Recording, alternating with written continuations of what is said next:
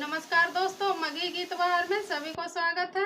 आइए आज एक देवी भजन सुनाने जा रहे हैं। कैसा लगेगा कमेंट में आप लोग जरूर बताइएगा। तो अब शुरू करते हैं। भूअर भूअर बागावा पर होई के सवार होया जमाइया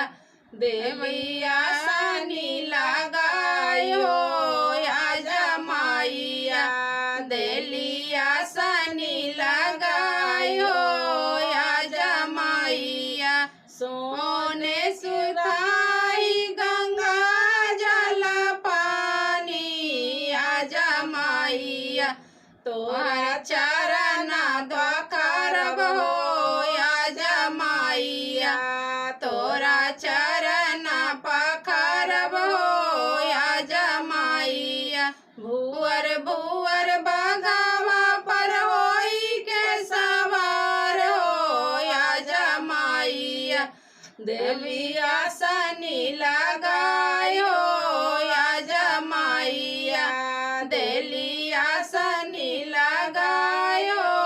या जमाइया सोने के थाली छपन रंग में बाया जमाइया देह भोगवा लगायो या जमाइया देह भोगवा लगायो या जमाइया भूअर भूअर बगावा पर होई के सवार हो या जमाइया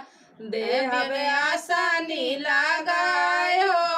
या जमाइया देह आसनी लगायो